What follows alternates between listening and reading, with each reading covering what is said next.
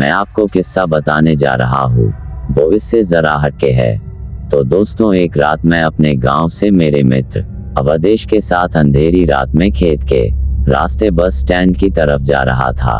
तो मेरे मित्र ने कहा, दोस्त थोड़ा जल्दी चलो इस खेत से, अगले 2 खेतों तक थोड़ी समस्या है। तो मैंने पूछा क्या बात है, तो उसने बार बार बात को टाल दिया, लेकिन मेरे ज्यादा दबाव डालने पर उसने पूरा किस्सा सुनाया। बहुत साल पहले अपने गांव से रात को इन्हीं खेतों से एक आदमी गुजर रहा था। रास्ते में वो पेशाब करने के लिए एक पेड़ के नीचे रुक गया। उसके बाद वो जैसे थोड़ा चला, उसे किसी बच्चे के रोने की आवाज आई।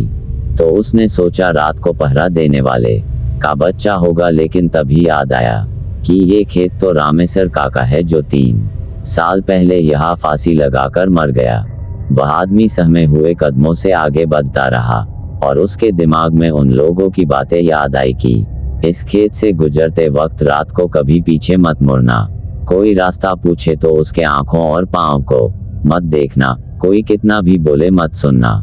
ये सब बातें दिमाग में सोचने से उस आदमी की हालत बहुत बुरी हो गई और सोचने लगा कि उसने यहाँ आने से पहले ये सब क्यों नहीं सोचा।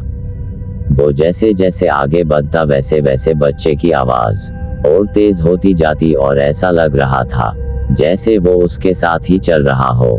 तभी अचानक उसने देखा कि एक पेड़ से बंधे झूले में बच्चा लेटा रो रहा था। तो डरते हुए उसने आवाज लगाई कि ये किसका बच्चा है, लेकिन कोई प्रतिक्रिया नहीं आई।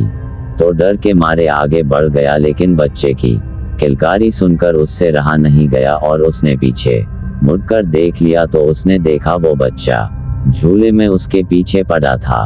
रहम के मारे उसने उस बच्चे को गोद में उठाकर भागने लगा।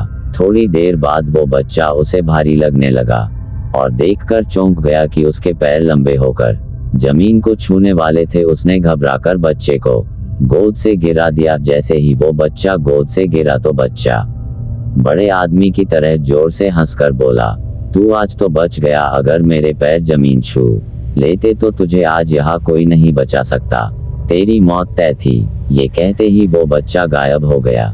वो इंसान गिरते पड़ते घर तक पहुंचा और घर पहुंचते ही बेहोश हो गया। जब उसे होश आया तो उसने गांव वालों को ये सारी कहानी बताई। जैसे ही मैंने ये किस्सा सुना तो घबराहट के मारे बिना पीछे मुड़े ऐसा जोर से भागा और कभी उस प्रेत बाधित खेत से रात को नहीं गुजरा।